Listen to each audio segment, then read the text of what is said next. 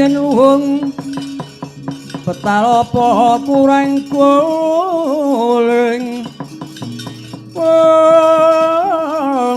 iling aja lajat mikun yen wacana kudu manis muring seming sasulma sesamane manungsa sami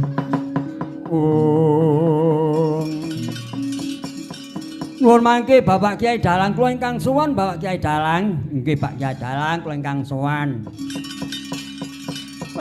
iki mangke dadi ana tamu nggih kula mengko dhisik kowe jenengmu sapa nggih nami kula Joko Sondong kula saking negaring para taita nggih negari Medang Kamulyan kula menika abdi dalam kan Sinu Prabu Darma Pikukuh nami kula Joko Sondong nggih nami kula Demange Kutrit kula menika tukang nggih menika ngombor kepek nggih ngerok nggih ngarit lah ndek arep apa Joko Sondong nggih sowan kula mriki kula mireng tambang rawat rajin undhak ing bakul sinambi wara katuripun wonten nyanipun Bapak Kyai Dalang ingkang nembe barang jantur lah kula dipun dawuhan Sinun Prabu Darma Pikukuh kadahan sepados dalang pengruatan awit Sinun Prabu Darma Pikukuh badhe ngawontenaken nggih menika upacara taruwatan agung.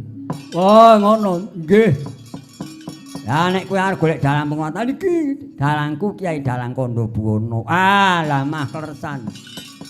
Mandur piyen iki dalang kula badhe nderek tepang gladiwan kula Joko Sondong. Iya. Yen kowe takon marang aku aranku Kyai Dalang Kandha Buwana ya dalang sejati. Nggih.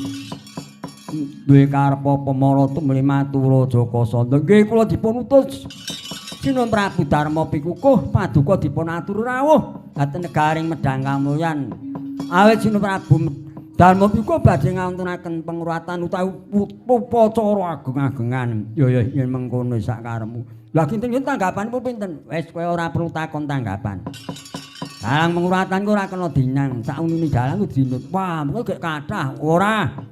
Mergo dalang iki jiwane tanggapan sithik ya dom sithik, tanggapan oka ya didom. Oke. Kok ya apaan menurut rombongane nasional iki. Wis bakune cengkir rupae cengkir lho. Lah cengkire gek pinten kol mengke. Tegesik cengkir iku kudu sing kenceng pikirmu nek kareng ngaturi dalang penguatan kudu sing madhep mantep ten. Nggih. Lah ngono sajenipun terus ya wis udah semlang sajene wis kok tak darep tak wene engko diatur kene kono. Nggih nek ngoten monggo kula dakaken tindak dan negaring Medang. Ya nang aku dudu negara Medang Kamulyan. Monggo Kyai Dalang.